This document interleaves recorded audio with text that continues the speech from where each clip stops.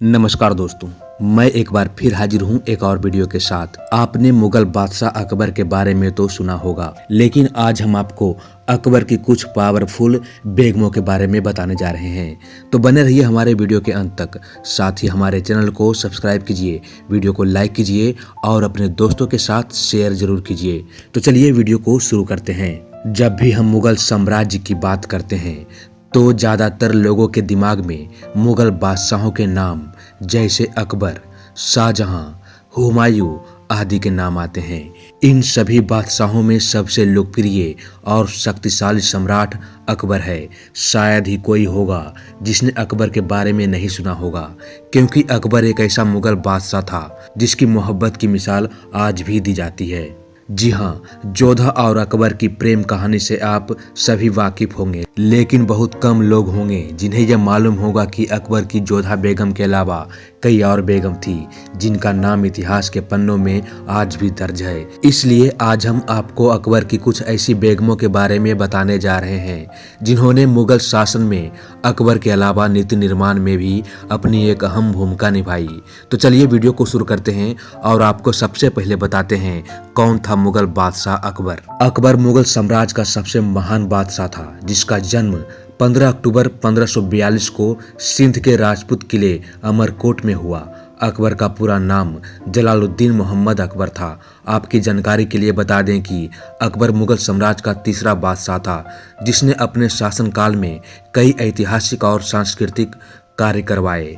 हिंदुस्तान पर अकबर ने कई सालों तक शासन किया। इस दौरान अकबर ने कई शादियां भी की। हालांकि अकबर की कुल कितनी बेगम थी इसके बारे में कोई स्पष्ट जानकारी नहीं है, लेकिन कहा जाता है कि अकबर की 7 बेगम थी। इन 7 बेगम में हम आपको आज 3 बेगम के बारे में बताने जा रहे हैं। आइए अब जानते हैं मुगल साम्राज्य का इतिहास क्या है। मुगल साम्राज्य का दौर लगभग सन 1526 से 1707 तक रहा, जिसकी स्थापना बाबर ने पानीपत की पहली लड़ाई में इब्राहिम लोदी को हराकर किया।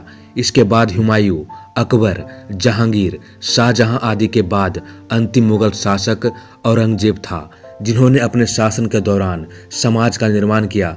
हालांकि कई इतिहासकारों का मानना है कि सन 1707 से लेकर सन 1857 तक मुगल साम्राज्य अपने पतन यानी विघटन के दौर से गुजर रहा था। इसके अलावा कुछ महिलाएं भी थीं जिन्होंने अपना योगदान नीति निर्माण में दिया था। तो चलिए अब बात करते हैं बादशाह अकबर के बेगम के बारे में। सबसे पहले बात करते हैं रुकैया सुल्तान बेगम के बारे में। रुकैया बेगम से कौन वाकिफ नहीं है। रुकैया बेगम मुगल साम्राज्य की सन 1557 से लेकर 1605 तक मलिका थी, क्योंकि ये मुगल साम्राज्य के तीसरे बादशाह अकबर की पहली बेगम यानी पत्नी थी। हालांकि रुकैया बेगम अकबर की चचेरी बहन थी जिन्होंने अकबर से निकाह कर लिया था।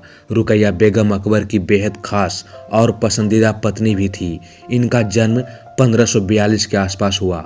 उनके पिता का नाम हिंदाल मिर्जा था, जो अकबर के पिता हुमायूं के छोटे भाई थे। उन्होंने अपने शासनकाल में कई ऐतिहासिक कार्य करवाए। हालांकि रुकैया बेगम अकबर को संतान नहीं दे पाई, इसलिए बादशाह ने संतान के लिए दूसरी शादी की। रुकैया बेगम की 82 वर्ष की आयु में 19 जनवरी 1626 में मृत्यु हो गई।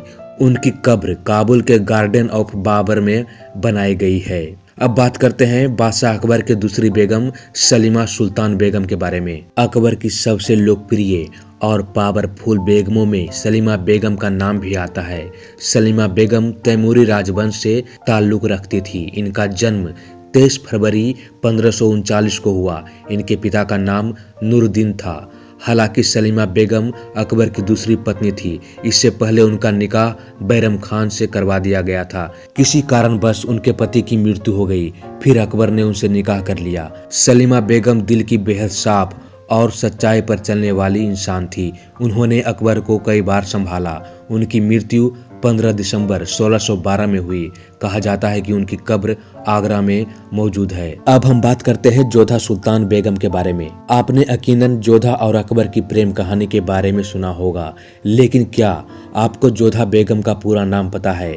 आपकी जानकारी के लिए बता दें कि जोधा बेगम का पूरा नाम मरियम उज जमानी जोधाबाई था। हालांकि उन्हें हरकाबाई, हिरकुमर आदि नामों से भी पुकारा जाता था। इनका जन्म 1542 ईस्वी में हुआ। जोधा एक हिंदू राजवंशी राजकुमारी थी जिनके साहस की मिसाल आज भी दी जाती है। उनके पिता आमेर रियासत के राजा भारमल थे। जोधा और अकबर के निकाह को लेकर कहा जाता है कि उनका विवाह एक राजनीतिक समझौता था। हालांकि जोधा अकबर की पहली ऐसी बेगम थी जिन्होंने अकबर को संतान दिया। तो ये था हमारा आज का वीडियो। कैसा लगा हमारा ये वीडियो हमें कमेंट बॉक्स में लिखिएगा जरूर। मिलते हैं अगले वीडियो में, तब तक के लिए जय हिंद।